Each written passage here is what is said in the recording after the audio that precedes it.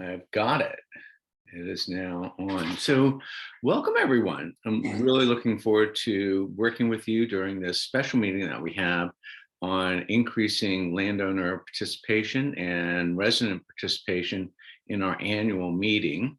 I will call roll though. Thank you. Eric Molander. Here. Bill Humble. Here. Karen Myers. Here. Mary Helen Kincaid. Here. Kathy Kellen is not present. Thanks, everyone. You do have a quorum, although there are no votes scheduled. That's right. So I wanted to start this by reflecting on what I've heard from you in terms of objectives that we have for the year, and in particular, that many of you share this objective with me of increasing landowner participation, particularly as we move toward dissolution. It is critical that the landowners, the residents of Penn 2, view us as a freely and fairly elected board that really represents their interests. And as we look at this, it's really part of a much broader set of goals and objectives that we have in terms of educating and engaging our community with these momentous changes that will be happening to the levy and to the way that we finance the levy. And these are things that I wanted to continue to work with you on so that as we reach out to landowners, that we're aware and listening deeply to what their concerns are as we move towards the PMLS project, FEMA recertification, and the other things that we have in front of us. So with that, let's just have a discussion about the objective, our goal for this year. And I'm going to rely a bit on Emily. That's sort of a cue to say I'm about to ask you a question. Okay. Emily, how many votes do we need to have in order to have a legal quorum? So this year it should be down to 35%. So it's like it goes every other year with 50% and 35. And I think that's around 700 or so voting acres. 35% is 700? Yes. So, and that's part of how I believe so. It's because of the way that the acres are the voting acres are calculated, and everyone, even if you have just a portion of an acre, it's 1 acre. So it's a lot more than actual like physical acres. Voting acres is everyone's rounded up. So if you have 1.5 acres, you have 2. If you have a 1/4 acre, you have 1. So there's a lot more voting acres than physical acres. Okay. And so when we look at the spreadsheet that Wendy had sent us in terms of the voting acres, has everybody been able to receive that? Yeah, I think that we have. I'm going to go ahead and bring that up in the background on my screen. So the top 4 are going to give us 300, about 400 voting acres between Columbia Edgewater, the city of Portland, Prologis. And then we get from 400 to 500 by including Hidden Meadows and the Fazio Gertz Road property. And then I know that the Fazios in toto, meaning for all of the properties, would get us pretty close to 600. So I think that what we have is a pretty good sense of what is our core target in terms of getting those landowners to check in with us and hand the proxies off so that we can have quorum. Now, are there other objectives that we have with this outreach that we're doing? I'll jump in. And I think I said it at the last meeting the urban district, I'm not gonna go through the whole thing, is we've been doing it, and I don't mean to sound negative, but we've been doing the same thing and not getting the turnout. And I think we need to do something different because I remember only, and Emily, you'll probably have this knowledge or record, but one time that we had enough proxy votes and it was like by 2 proxy votes. And I previously had always been the proxy vote for TMT for about 5 or 6 years. This last year, it was a nightmare. They had to prove land ownership, etc. So either all those previous proxy votes were not valid, or there was something wrong with however the list was compiled this past year. And Vanessa Sturgeon is the CEO of what's called Hayden Meadows, and I liken it to like hamburgers.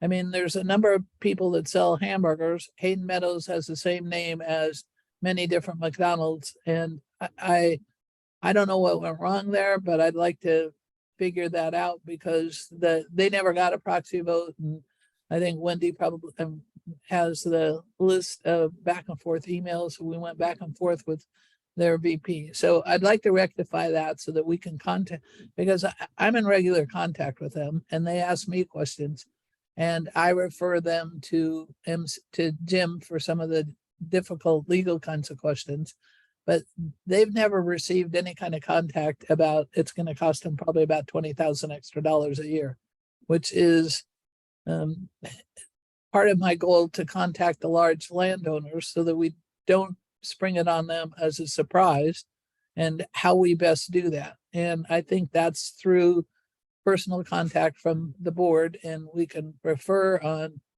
staff. But, and again, back to I don't mean this in a mean way. Most of these people have had either good or bad relationships with MCDD in the past, and they're longtime property owners. We're residents and landowners like they are, so we have a different kind of communication level.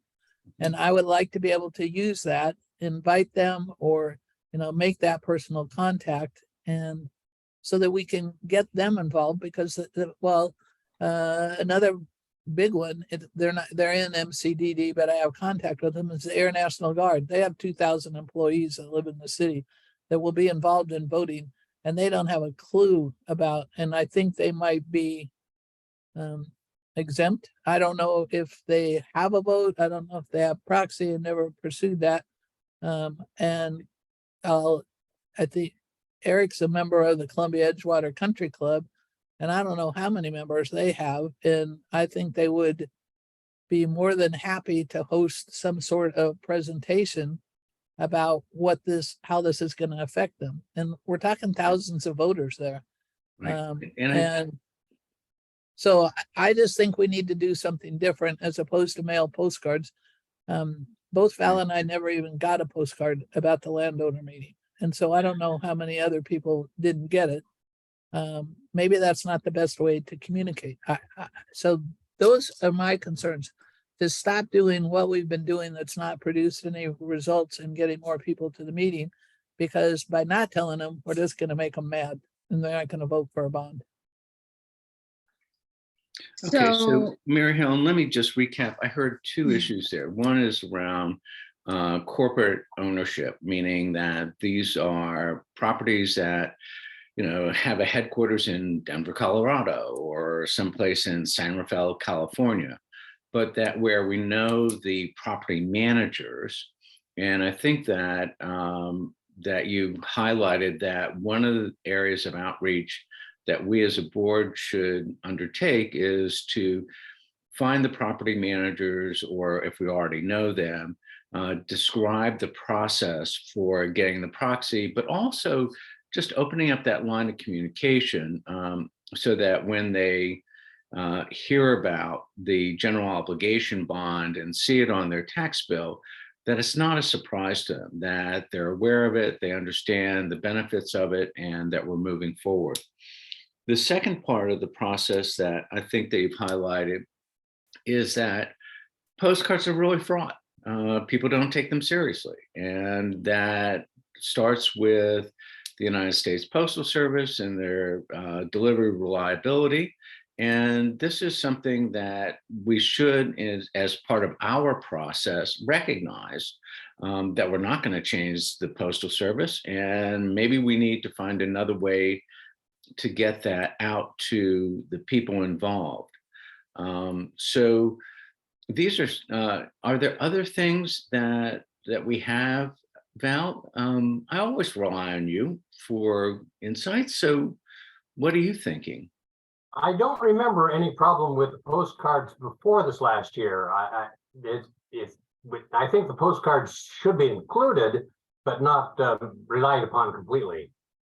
Okay, and so what it appears is that we should explore other avenues of contacting them and being able to have them respond electronically to our needs. And there are lots of ways to do that.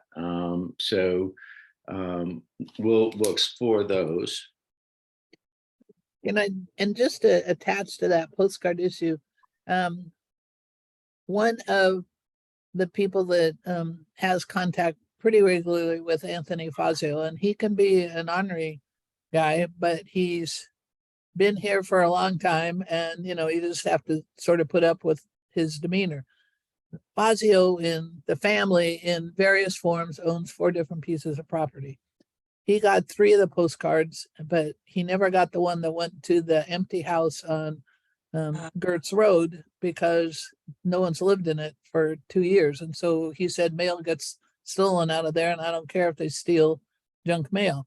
So the 3 postcards that he signed and assigned to me as a proxy, the neighbor put them in an envelope and mailed them back to MCDD, and they never showed up on my proxy vote. And so if we could record prior to the meeting what proxy votes have been assigned, so we can follow up with, do you really want to do this? He doesn't use email. I don't even think he has a cell phone. But that's just one example of, I didn't know till after the fact that said Wendy had a spreadsheet of proxy votes and Fazio's weren't on there, and it was too late to contest that. So another one was Brandywine, who has like 7 votes on 13th. She carried it down to MCDD because she likes going down there and seeing the geese. She had that story to tell. So I just, maybe a follow-up to when you receive a proxy vote to say, we received your proxy vote, and then maybe 2 days before the meeting, these are all the ones that we have, and so that we can follow up at least within 24 hours to get the proxy votes. Okay, so again, more of this in terms of process improvement. But Karen, are there other objectives that we should consider as we go through this outreach? Well, we've tried knocking on doors in the Blue Heron area. I don't know that that's all that successful. I'm wondering if the neighbors are even concerned.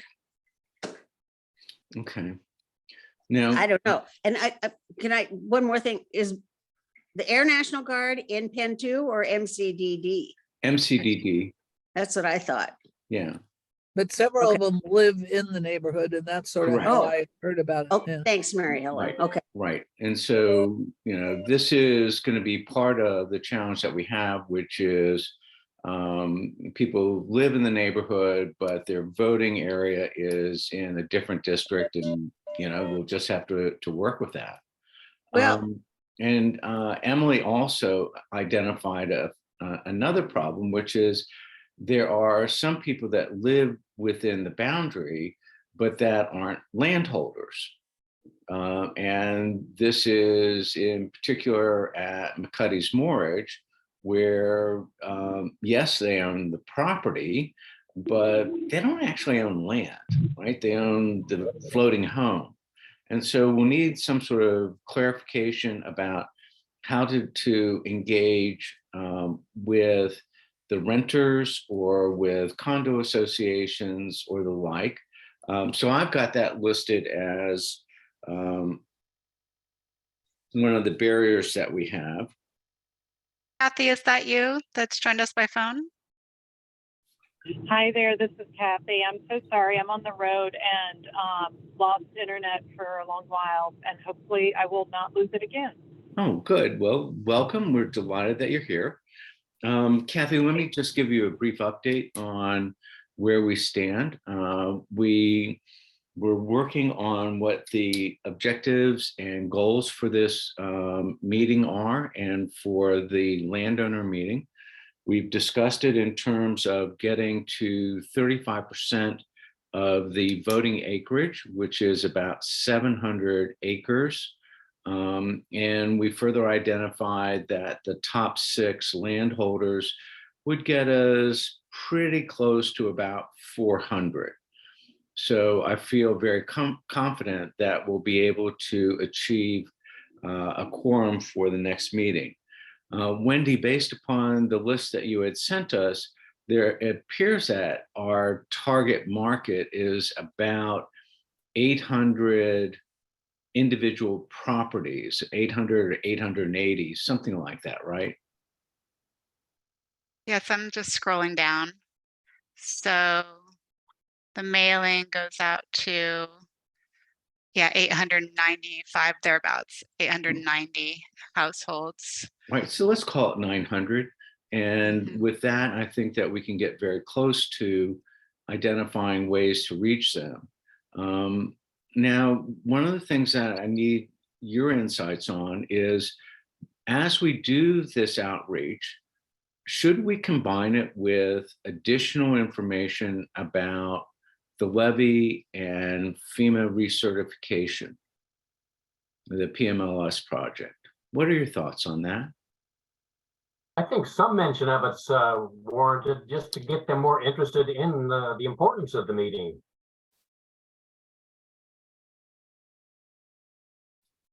One of the comments that I've heard at a neighborhood coalition meeting was, what do you mean I have to pay for this? Doesn't the city own the levy? And so I think the history of why they're going to have to pay, because this gentleman likened it to Houston, where they had a flood and the city insurance reimbursed the people for their costs. Whole different city, a whole different setup. But when that's what they hear on the news and they don't have any information about where they live, people tend to make things up or believe things that aren't true. And so if we can say, I think in one of my email exchanges with Jim, I said, who owns the levy? I mean, a simple little handout that says, this is who owns it, and this is how flood protection happens. I mean, I know that's not simple, but it would alleviate, I would guess, and some people don't even know to ask that question. I mean, they drive on the road and they think that it's a state highway or a county highway, and it's not going to affect them. And I think it would be important to be able to explain Levy 101, you know. Okay, so again, one of the things that would be important is that as we send out a mailing or an electronic version of that, that we send them to a site that provides some of the basic information about Penn 2, who we are, what we're doing, why this is important. And much of that, I think, already exists, and we'll be able to figure out ways to do that. Then we're also, Karen and Kathy, do you also agree that we need to have some information in our mailing that addresses the importance of this upcoming work on the levy and on FEMA recertification?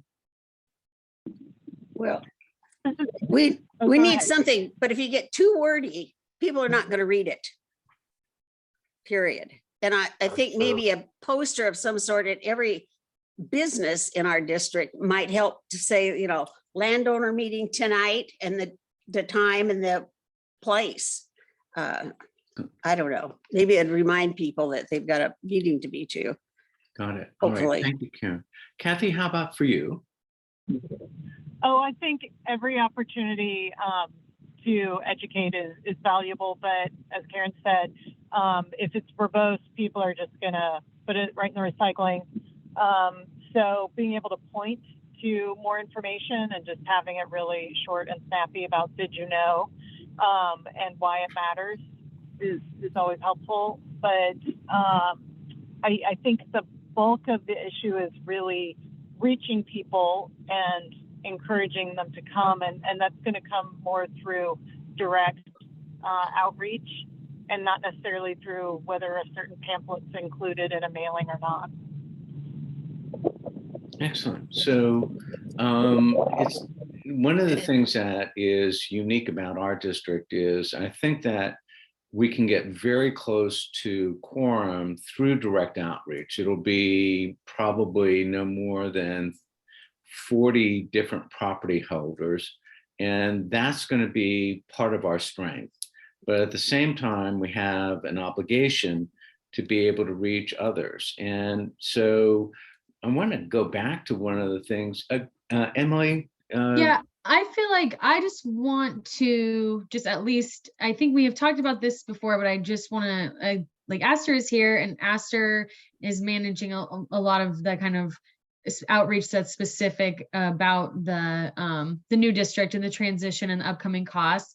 And I think certainly we want to take every opportunity to inform people about those issues, and the landowner meeting is a good way to do that. But the purpose of this meeting, like ultimately, if you want to get quorum and you want to have an election, I would just be wary of steering too far from that. And we can, if we want to have targeted outreach efforts related to PMLS or the new district transition or the GO bond, we can certainly include that. But this is not necessarily the best venue to achieve all of those goals. It really, like, getting more people to come is not going to help us to get quorum, and it's really like the specific people that need to come, you know, and putting up flyers where anyone from the public can come is not necessarily going to help us get quorum. It's really like just that list of people that help us achieve quorum.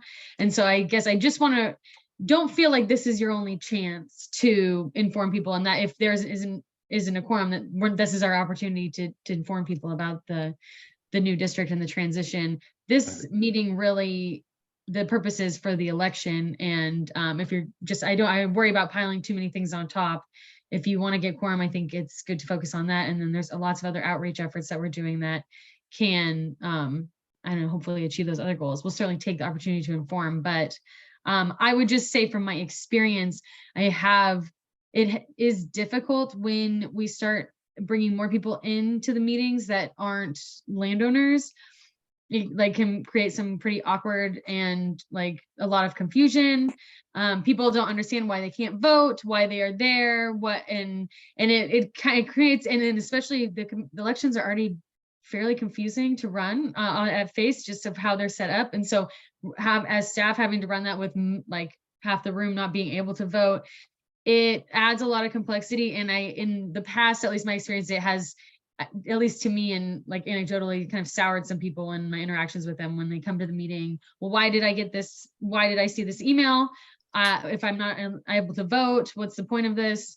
And I feel like in some ways it kind of, the landowner meeting itself it's a complicated and sort of convoluted thing. And so I guess my long-winded point is if you want to get quorum, I think it's good to keep that if that's your priority. And then all these other goals we can try to achieve, but secondarily, if that makes sense. It does. Thank you. So Val, go ahead. Kathy, you have. This is Kathy. Yeah. Yeah, because I missed the early part, so forgive my misunderstanding, but I thought we were talking about outreach exclusively to landowners and what materials to include with that. I didn't know that anyone was talking about broader outreach than landowners at this time. And I kind of want to work on Kathy's comment. All the other outreach has to happen because we have to inform people, and it can be citywide, it can be 2 districts, it can be, like, whoever shows up to get the information. And how we get those people to go to those things, that's you and, say you and Astor, MCDD. My goal was to be able to make sure that our landowners are informed of their ability to vote for those who are going to represent them. And if I remember correctly, there's been landowner meetings where Columbia Sioux Watershed Council had a table, Friends of Trees had a table. Right. I still have a little notebook that they gave me. And so I think it's okay if other people show up for whatever reason, but I want to target the landowners to come to the landowner meeting so that they're informed, and they're the ones that are going to have the most influence in what we do, and especially the large landowners that have access to thousands of people that are employees. Right. And so it's kind of 2 things. I mean, there's the outreach that you have to do to tell everybody they're all going to have to pay and why. And then there's the outreach to landowners that are, I believe, for the most part, not real well informed of what's the effects going to be on them. Got it. Okay, so I think that we're all agreed on the focus of this, and we will have mechanisms so that the bulk of the messaging goes to landowners, and if they pick up something off of a Facebook page, we'll handle that at the registration table.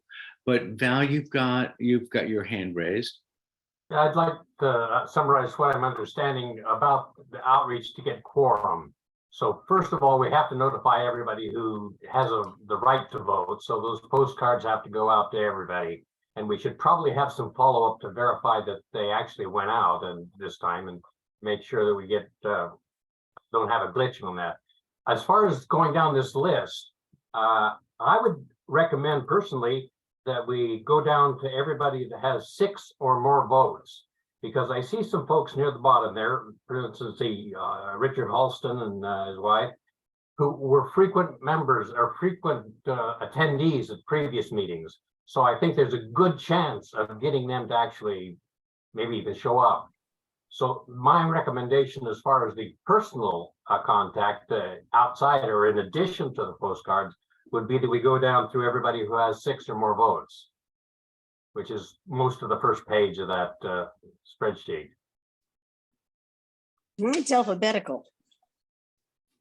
There was one that was sorted by number of votes.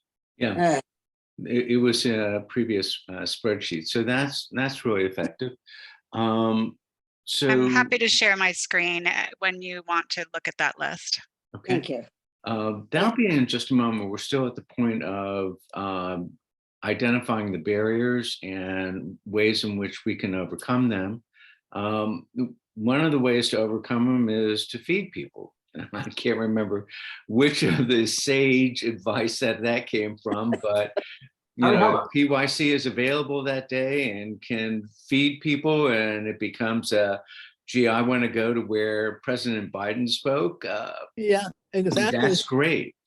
I think that the other thing that will bring people out is just an update on where we stand on PMLS. And so this would be really important. I know that it will invigorate people along Marine Drive and Bridgeton Road, because we're all saying, so when I go walking on my daily constitutional with my wife, our little 2-mile walk, exercise walk, people often stand up to me and say, Eric, when are the bulldozers starting? Well, 3 years from now, maybe, but let's just relax and think about how we have input into that. So the actual beyond the voting, what we say to them in terms of an update will be really important. They will say, aha, I got something out of this.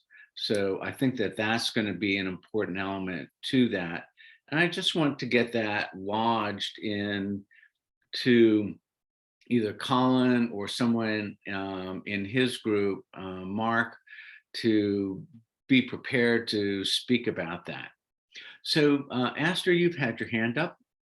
Yeah, because it came up, I wanted to give you all a little bit more information about some of the Flood Safe Columbia River outreach activities that we have planned that are relevant to Penn 2 residents, just so you all can have that context. I know that's not what this meeting is about, but if you want to have a separate meeting about how you all can plug into that outreach, I think that I totally welcome that. Yeah, so we are planning on having a mailing across managed floodplain stakeholders specifically about the GeoBond survey. And I'm currently drafting an email to all board members with more information about that. So stay tuned. Because there are so many residents in Penn 2, we would also like to do some targeted door-to-door outreach as well with the survey. And we have our consultants with Praxis Political do have a business outreach strategy. They're meeting a one-on-one with some of the biggest landowners throughout the managed floodplain to help inform them about the GeoBond, and also we intend to talk about the operating revenue with the public once we're ready to do that. So wanted to give you that context. And one point about the Penn 2 landowner meetings is I do send out an e-newsletter. There's about 300 subscribers who've signed up to learn more about Penn 2 landowner meetings and events. I usually send that out 2 to 3 weeks ahead of the landowner meeting. And yeah, just so you're aware that a lot of people receive that. And if you want to know who's on that list, I can send that your way. Okay, so that'll be important because we all recognize, or at least I do as a business professor, that it takes about 9 touches to really get a message across. So having multiple mechanisms to reach people that then yield the result that we want. And the thing that I think that we need to do next is just get a brief update on the process of the vote and how it's tabulated and how you keep track of it from Emily. So Emily, I'm going to turn the floor over to you. Could I just ask a question to follow up with Aster? Sure.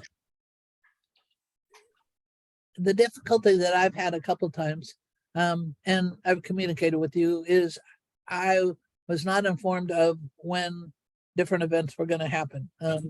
The Columbia Children's Arboretum had a grand reopening, and I got a text from my neighbor that says, "Where are you? The flood safety people are here." And so I said, "I'm home on my chair. I can't walk," all of that stuff. And then about 2 minutes later, I got a video clip and some photos from Jim. I had no idea. I could have encouraged people to go. I could have, I didn't want to say nobody told me because I thought that would be an unfair reflection. And then came out door to door, Mary Helen. That what? They were flyers were put on every household in this neighborhood, and in Elijah Loop, up and down 13th, flyers were put on people's doors. Okay. So- Jareed and her neighbors did not get one. Oh my word! And my neighbors across the street did not get one. I got them on our side of the street, but Bruce and Jeff and Gigi and Sandy never got one down around Blue Heron Court. Okay, So interesting.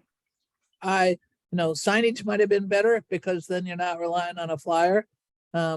They fly away, depends on where they're put, all of those things. So and those little vinyl signs cost like $25 that you stick, I call them political signs, but you stick them in the ground. And we used to have a lot, but I don't know where they all wound up, about picnics, etc.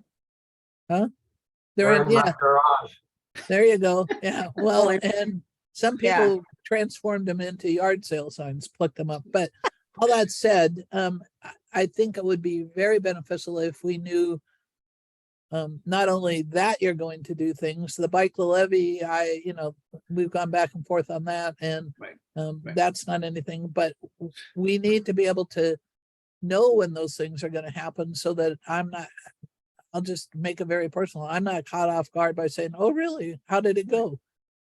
Or know the information that they got or who was there. It's just, it sounds better for me, my interpretation, is that I know what I'm doing, so that when I'm in the landowners meeting, and then to speak to the landowners meeting, I think it would be helpful to have a very targeted, specific presentation to the landowners, and not, this is all the things we've done in capital improvement. You know, they just kind of roll their eyes at those. And I'm the one that said you have to feed people to get people. And, you know, I learned that from the PR folks or the community engagement folks at the port. They once had a meeting with no food, and everybody complained about not getting food. They didn't complain about, you know, anything else. But so it's small things, it's not technical things. And I agree totally that they have to be brief, catchy phrases that get to the point, Got it. because they won't read them. They won't read 2 pages. And my last point is reliance on technology, email, Facebook, etc., because there's many people in our neighborhood. We have the highest low-income population of any neighborhood, saturation-wise, in the city. So there's many people that don't have access to the internet, that rely on signage or just something posted on the pod mailboxes that are throughout our neighborhood. And so that they can visually see something. And I would encourage some way of communicating on those posters where somebody could go to get translation. Right. And so with the Hispanic population in our neighborhood, that's an excellent point. You know, I think that we've got the broad scope of all the barriers that we have. Emily, why don't you take us through the process, if you would? Sure. And the only thing I wanted to mention is, as far as the content that you're talking about, I think we can include anything that you're thinking of or whatever kind of messaging we want, but we are required by the statute to do a financial report and a report on district operations. So some of that, the capital improvement updates and things, are things that we're doing as a requirement. So just, we can include additional items, but some of that, like the more business as usual pieces, is what's required. Okay, so do you want me to walk through sort of from mailing to meeting? Okay, so that, I think, and I know you all have heard this in various forms, but I can give you the full rundown. So that list that you all have is something that we get from Metro. It's originally goes from Multnomah County, has the data, and then they log it at Metro in their regional land information system. And that's updated 3 or 4 times a year. We use the most recent version of that data to compile our mailing list. And then that's also the same information that we use to calculate our assessments. And that list has the mailing address of record for the landowner. And so those are the mailing addresses there as what we use to contact people, even though you'll notice many of them, the actual site address is different than the mailing address. And so we usually send out the invitation a little more than a month at a time. And then we put on there, ask people to return the postcard like around 7 business days or so ahead of time, just to allow for time. We used to use our bulk mail permit to send those out, but obviously we have heard a lot about issues of reliability or timing. And so we have budgeted some additional funds to send those out first class postage this year. And so I feel more hopeful that they'll be all going out in one batch, and we should hopefully be a little more timely on distribution and receipt. Yeah, I think we talked a little bit about, so everyone who owns land should receive that mailing. We have like the standard public notice.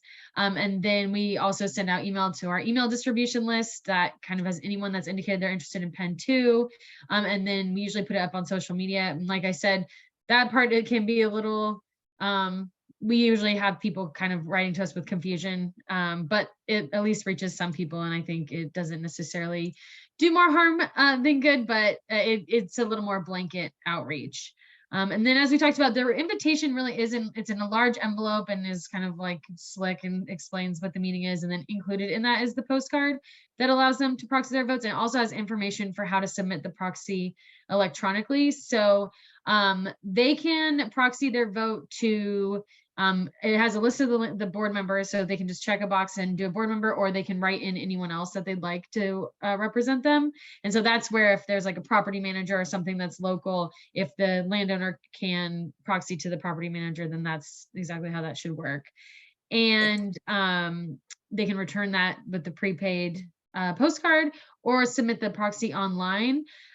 We feel like now we've only been able to do the online proxy for the last couple of years. And so it is definitely, we feel better because we just have an electronic log of the proxies instead of sending it out into the mail. And who knows whose shoe it's stuck on the bottom of, you never know. But when they're logged on the website, it creates a log on the back end on the website, and then it sends Wendy an email, and then people submitting should also receive a confirmation email as well. And so there's several touches that kind of confirm where that lands. And we are trying to encourage people to submit them electronically.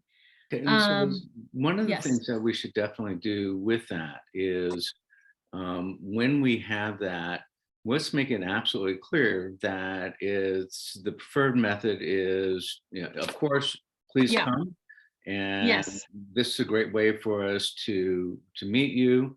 But submit your proxy beforehand is the way that most major corporations do it. And it really is much better for getting the voice of the people and this in a corporation setting a stockholder. And it allows you to keep track of it and to send them a return email that says, you voted, we've received it. So Yes. having that confirmation takes some of the angst out of people like Sean Garrett at Columbia Edgewater, who said, but Eric, I sent that in. Well, Sean, sorry, we never got it. Yeah. And So- Aster, is that correct that they should receive a confirmation email automatically? Do you know? The Wendy? people Wendy, that you're shaking your head yes, but I don't actually know. Do you know? Yeah, so when you submit complete the online proxy form, you get a copy of that proxy as well as it gets forwarded to me. And then it also gets recorded on the back end of the website. So okay, I know two people that never got a confirmation of their Karen Green online proxy. So if it gets online put in proxy the vote. mail, yeah, then it did not happen if they did It- not. Okay, they did not mail it. They did an online proxy vote, sent me a copy of what they sent, and they never got a reply back that it was received. All right, Yeah, so in my I experience. can tell you who they were. I mean, but Yeah, I don't please- think that's please the point. forward that if you, because in my Well- experience, the website's been working really well for the online proxies. right, It's been my but Okay. experience. But what happens, I think, is that they get a page after they've submitted that says, we've gotten your proxy. They Yes, don't get an email back. Is that correct? Do you request their email? Yeah. Yes, it's that- part of the form. I'll do a test right now and just double check because we just had the pen ones. So we'll be able to test that as well. So it's my understanding that they get an email confirmation. So I'll double check that for sure. All right, so again, I think that part of what we're discussing here is let's make certain that that the secure method of getting everybody's vote counted is going to be in a place where we've got the correct kind of electronic and paper trail so that we know that each of these groups and that they get something that says, yes, we've been we've submitted the proxy and these are the people that have been mentioned. So why don't we go ahead and any concerns that you have about really encouraging people to do this electronically? other than the fact that don't have electronic connections. And I just want to mention Alberta Food Co-op is a nonprofit. They have board elections. I was on a committee and I historically always just click the box because they have like 200-300 people and that go to their meetings. But it's for the same reason, to elect the board of directors.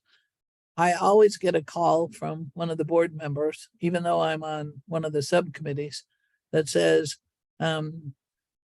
looking forward to seeing you at our meeting. Do you have any questions? Is there any information that we can bring? And I historically always say, no, thank you. But, because I know that person's probably got to make 20 or 30 phone calls. I don't know if we're well equipped to do that, but there needs to be some sort of personal contact, because like you said, it's too easy to throw a piece of paper away or hit delete on an email.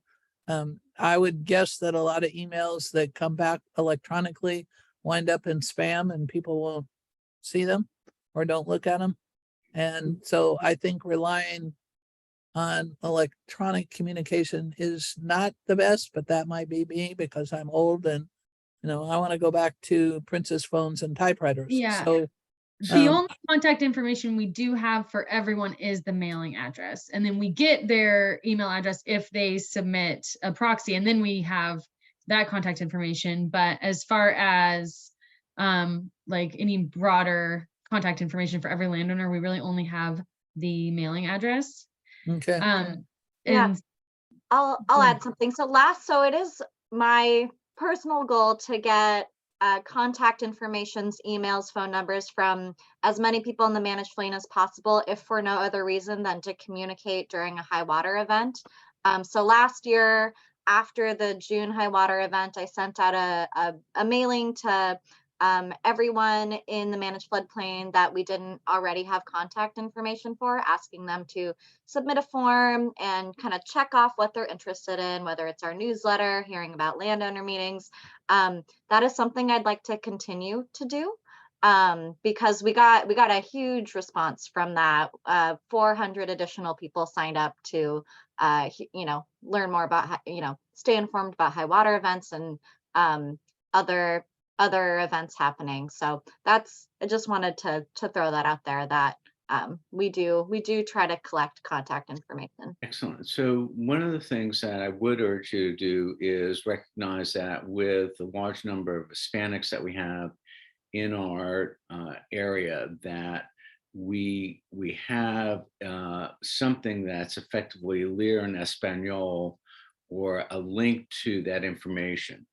The second element is to recognize that most people are going to use a QR code to log on. And one of the things I would urge us to do is start to assess how effective each of these mechanisms are, whether it's a direct email or the mailing or the like. And that's going to require us to have a landing page so that we can keep track of that. And that would be a change in your process, but I think that's warranted, because we do need to understand which of those mechanisms are effective. So when we put a notice on the Facebook page for the Bridgeton neighborhood, we needed to go to a different landing page that then goes over and says, have you voted yet? So again, very important for us to do. Now, the other thing is that this is going to cost us money. And while we have Emily and Wendy here, how much do we have budgeted for this landowner outreach? I mean, the outreach is, what I've described to you, the mailing itself, the budget for the landowner meeting is like primarily for the rental of the space. And then we have the postage costs, but the outreach is really our staff time. That's not necessarily budgeted out this is not its own discrete project that we've budgeted time for. So how much is the postage? I don't know off the top of my head. I know Wendy and I had looked it up to make sure we had put enough in for first class, but Excellent. And then I don't know. It's in the hundreds of dollars, not more than that. I don't think. Can I just interject something here? Mhm. Because when we talk about cost, we're volunteers, you're paid, but and that's okay. But I'd like to hear how we can help you support your efforts to get more people at the meetings. Well, Because I know, I'm I gonna think go that, back to it's not working. And so yeah. what could we do to help you? And I think that is the crux of the thing is as staff, since this is like our political process, this is our election at this meeting, should not be like cherry picking the largest, like the landowners by size and putting in more effort for specific landowners just because they have more acres. We're really operating under the practice that we should be applying the same effort to every landowner, large or small, because we should be impartial sort of in the political, they're coming to vote in this, but you all have no restrictions on who you can contact. And so I would encourage you all, if you can find those phone numbers, if you can look through those lists, and if you can try to do your best to do that outreach, because it can get to be kind of it puts staff in sort of awkward position when we're like soliciting for proxies for the voting for our board. And so we try to be kind of neutral and just give the same effort to everyone. And so if you all can do your own efforts of outreach, that's really the best way you can do it. And you all can choose whichever landowners you want to provide more attention to or not. Okay. So if we can get that information of who MCDD sent the proxy information to, which is how I was chasing TMT development, which I called TMT development because that's the name that they use for their companies. And a consistent question that I got was, who do we talk to straighten this out? I don't know that if it could be you, but I think Wendy can testify the fact that we probably traded about 20 different emails back and forth between TMT and myself because it had always worked before. And so with yours saying you can't solicit them, but they were being rejected by staff, is that because of the legal? And I guess there wasn't, it's, we have that list of the landowners and we have to go by the list that says who is the legal landowner of the properties. And so if someone is a property manager, if they can get the property owner to sign off for them, then that is no problem for us. And we really don't, but it's more of like, if we can't accept a non-property owner proxying to themselves or saying that they're authorized, they're representing the landowner without any documentation. Right. And so what would be helpful, Emily, is why don't you get to us a letter that would be the way that you would form letter that says that person X has the right to vote the Prologis shares or something like this. And this is really for corporate owners. And I think that it's an important part of that. So if I'll go ahead and assign that to you. Yeah, and that's exactly what the proxy card online says. And so if you want something physical, we can, but if you go to the proxy, that's exactly what they're filling out, is that I'm authorizing this person to vote on my behalf. No. I think that you're misunderstanding me.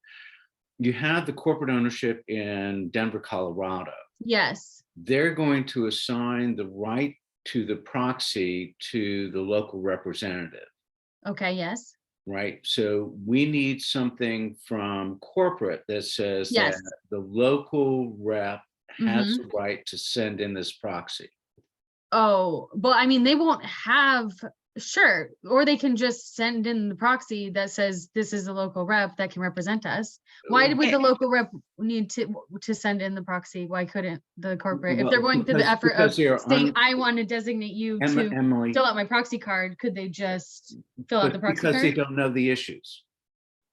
Right. Corporate doesn't know the issues. We're trying to get this to, of course, they can send in the proxy themselves. I would need to I would just need to check and see, as far as like having the non-legal owner doing the proxying, it feels out of line. I think there's a little misunderstanding. That the difference is, if someone is representing that business, that's fine. But if they are not representing that business, then that's where the issue has come up. If they are property managers, so if they're like a rental agency, the property manager does not own the the land. And so that's where we cannot accept a proxy from a property manager. If that person is just a lower level person at the corporation, that's fine. You know, if their email address says like XYZ Corporation, that's not a problem. That's fine. We don't need like The, the then I'm really confused at what happened with TMT development. I keep going Right, back to so- that. The vice president of operations, who has always given me the proxy vote, they are the owner, is a representative of TM. Well, you're shaking your head, yeah, but TMT, she emailed me and said she's a property manager and not an they, owner.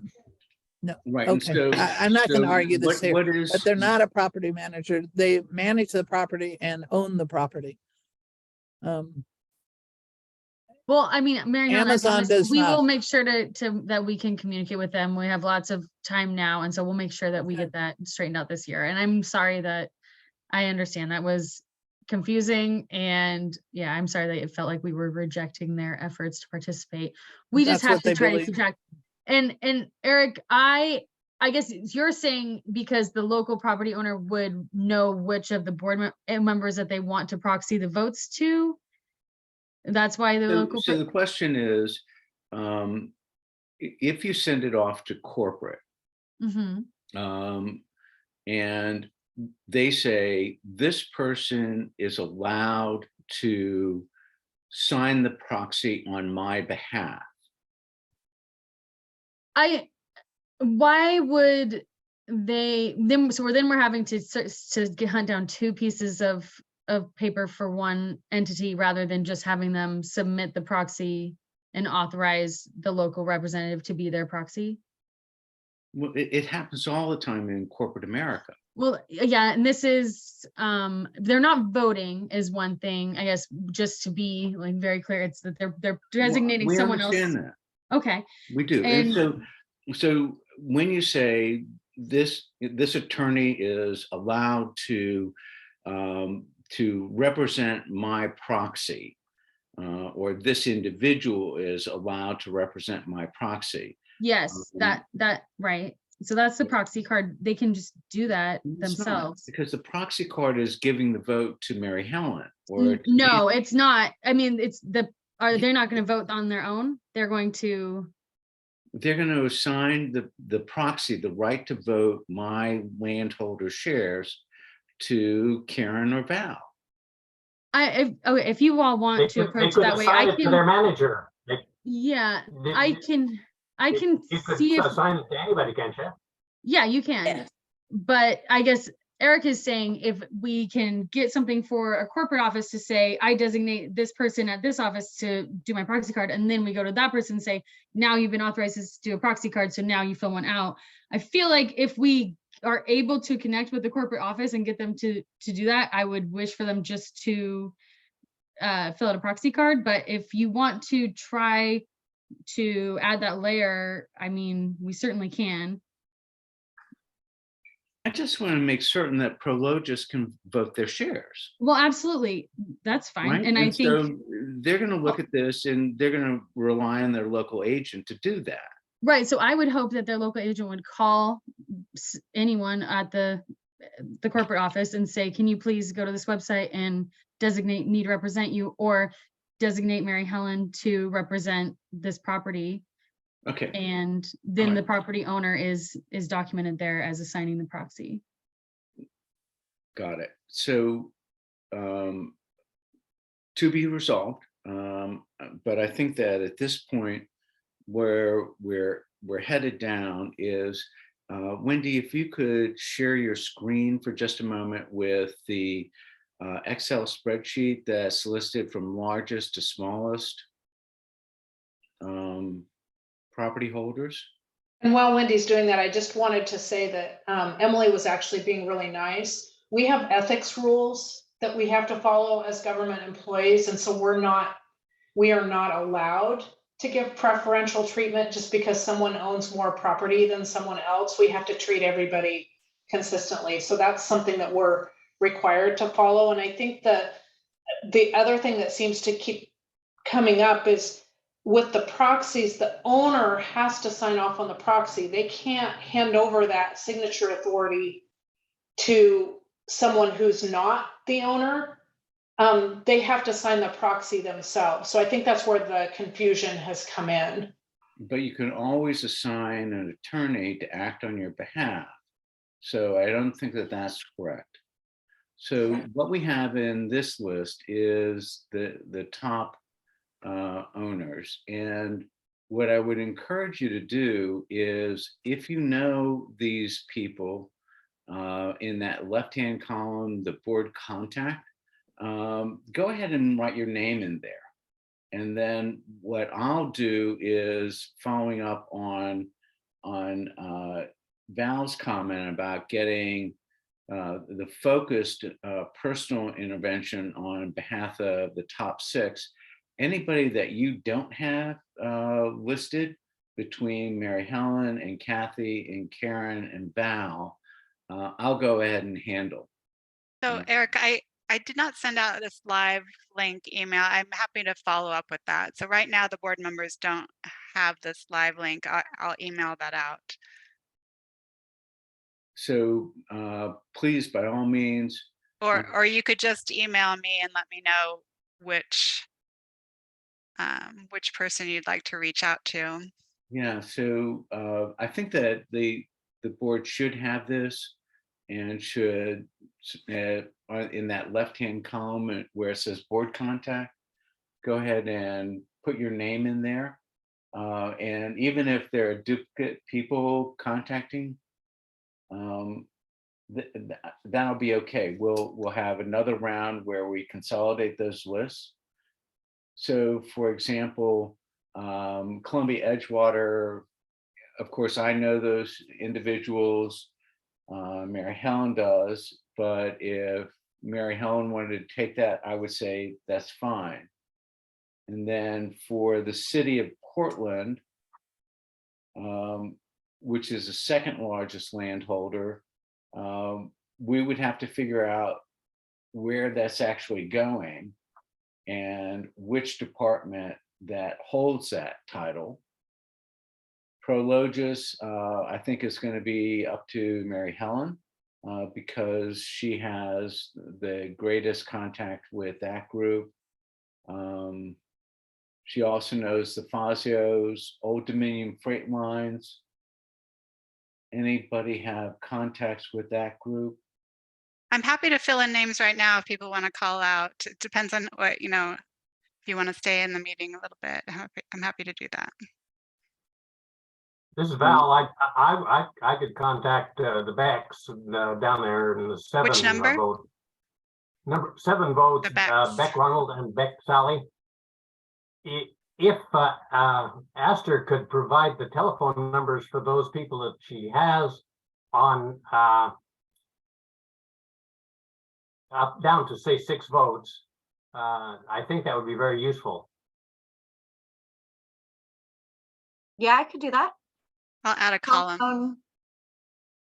Telephone numbers, or do you want telephone numbers and emails as well? Both would be useful for those that you have. Yeah. Perfect. Anyone else signing up right now? So why don't you go ahead and give Eric Molander the Portland Yacht Club at line number 35.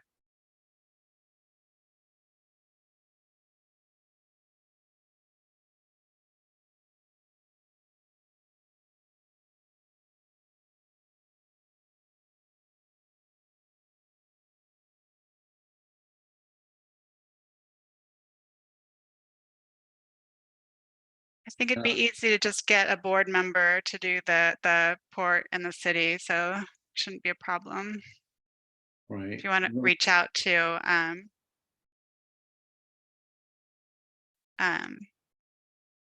anyway, I'll think about Right. that. So how about the school district number 120? That's line 27.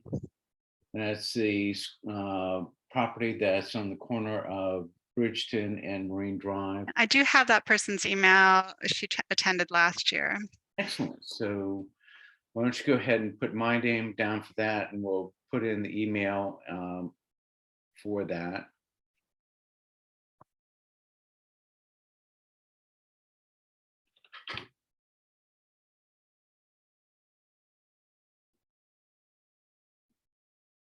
Yeah, it's really these ones up here that you'll try and focus on. Yeah, Mary Helen, do you want to take the Columbia Edgewater?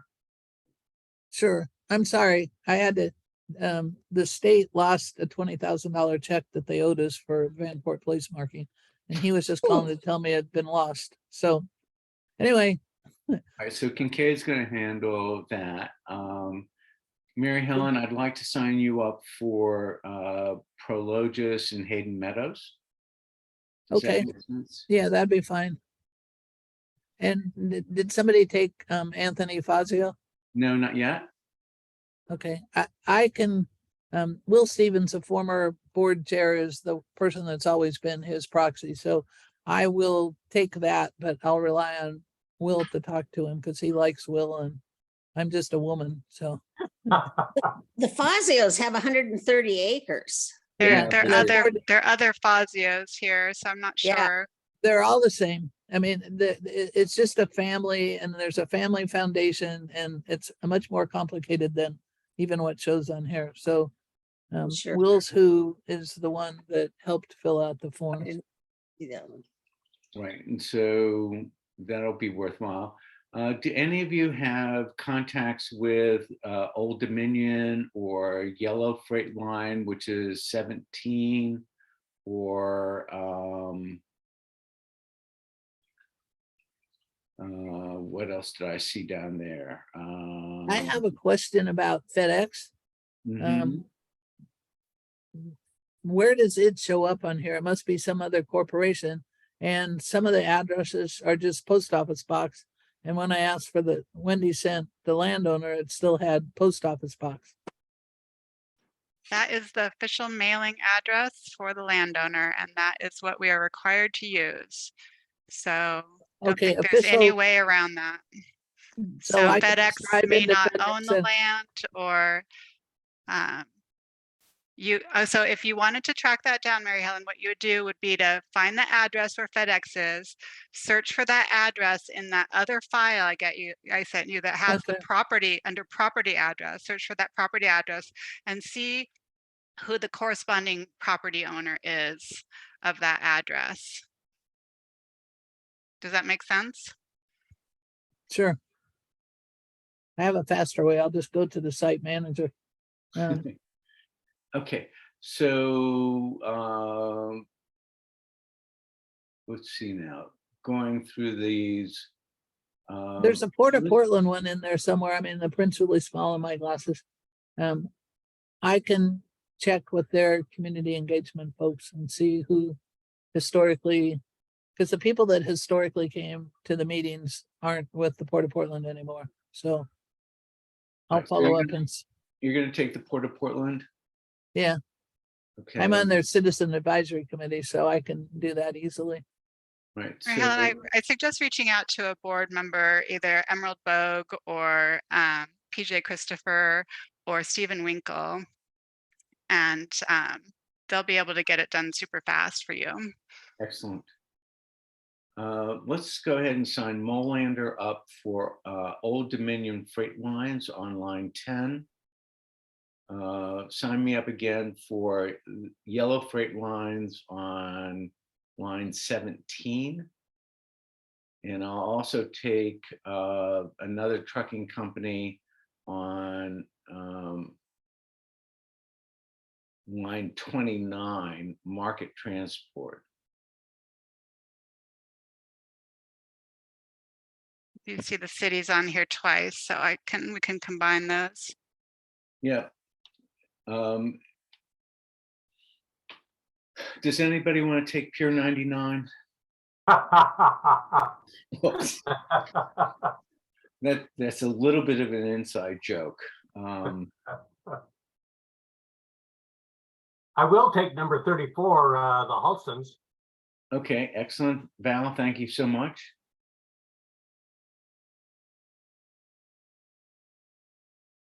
I'll take whatever line Howard Brandoline's on, 31.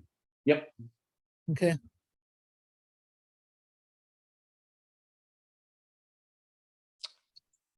You guys are good. I Hey, don't think I know anybody in the neighborhood. hey, Mary Helen, the Jubitz properties, where do those show up? The who's? Sorry. Jubitz. They were on this list. They The were way down address is on there, this. but there's Jubitz, sorry. They only show 4, but I think they have other properties and I haven't had a chance to look at the addresses. They have several corporations that own different pieces of that land where the trucks are and then where the retail is.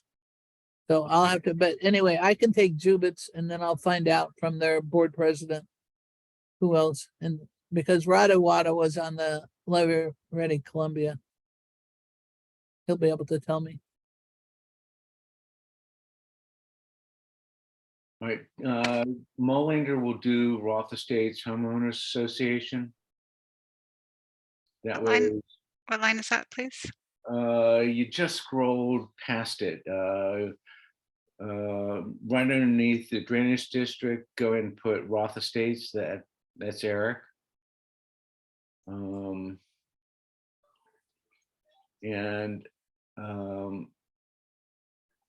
I will, on line 43, the Maddox Apartments, those are the apartments on Anchor Way, and I'll take those. I don't see Harbor Sky on this yet.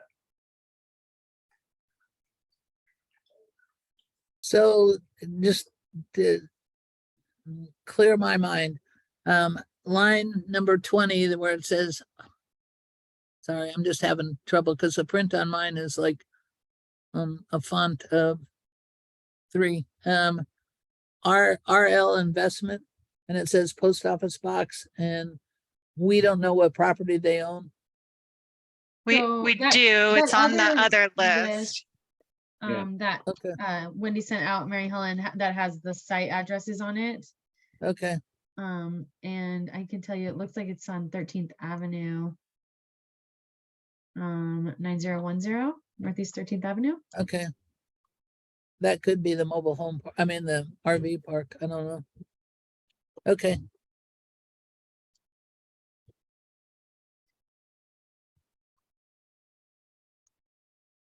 Well, quite honestly, I think that if we get to the point that we have this list covered, we'll have moved a long way towards getting everything done. And Wendy, thank you so much for doing this live with us. And if you would send out a copy of that, I would greatly appreciate it.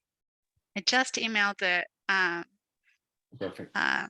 Emailed it out, and then do you want to say if you do want a little help, if you have a property address and you want to know who owns it, I can try and help you with that. Okay, Val, your hand is up. Separate item, if you're about to wrap up, I've heard a rumor that there is somebody who might be interested in taking my board seat on the panel. The name Tom Collette is apparently the city is considering whether he might be put forward as a candidate. So I just thought I would share that with you folks in case you know him or heard of him and can begin considering that possibility. So tell me a little bit more about Tom. I don't know anything else more about him, actually. So I understand he works for the city, and that. So, but that's about all I know. I believe he works for the Parks Department. I'm not 100% positive on that. He'll be joining the Penn One board as well to replace James Allison. right. So the other person who we started discussions with is Dick Schaefer. Ah, he has been on the board before. Right. And I think that he's, completely familiar with all the major issues and you know, he was in the early stages of my interest in the levy. He's the only person that I know of that had the patience to actually walk the levee with me with his 2 German shepherds. I mean, tell me all the things that I needed to know about this. And kind of a remarkable individual.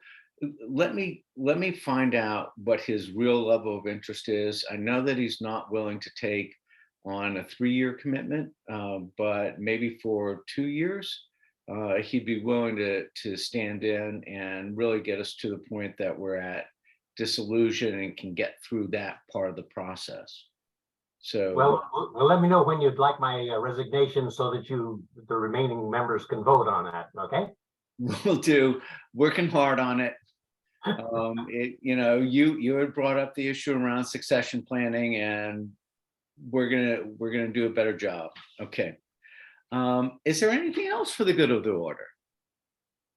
I did want to say that if you're interested, I had offered to maybe do like a 1/4-page flyer so that if you are out walking on the levee and you see someone that is a property owner or someone you'd like to invite to the landowner meeting, I could give them that link to the registration form and proxy form on the website, or I can put our contact phone number there for people that are not technologically savvy and get them registered. Got it. Emily, anything else from you? Lori, anything else from you? I don't know if you saw in the chat, I did just get a call today from the Portland Yacht Club, and they are suggesting a Tuesday is better than the Thursday because it's not open on Tuesday, and we'll have more privacy. It'll be less noisy, I guess. I'm good with Tuesday. Is there anything from you guys? Excellent. Right now, I'd say it doesn't matter what night we have it. So, but if we can make it some sort of effort to start, you know, not right this minute, but to start early in order to make contact, to be able to tell people securing the date would be good. All right. So that date on Tuesday is what date? October 24th. October 24th. It's the same day as a format meeting, so I think that's why I didn't originally schedule it for the same day, but I think we can handle it. I think that we can as well. We do. Emily, any additional, anything for the good of the order? Lori, you're good? All right. So with that, I wish you a very safe rest of the week and the weekend, and look forward to working with you on this. I think that we're off to a great start, and we'll achieve our objective of getting everybody to quorum for the landholder meeting. So with that, I adjourn the Well, meeting. thank you. Thank you Thank for you. all your All right. time and energy. All right. Bye. Thanks. Bye-bye now.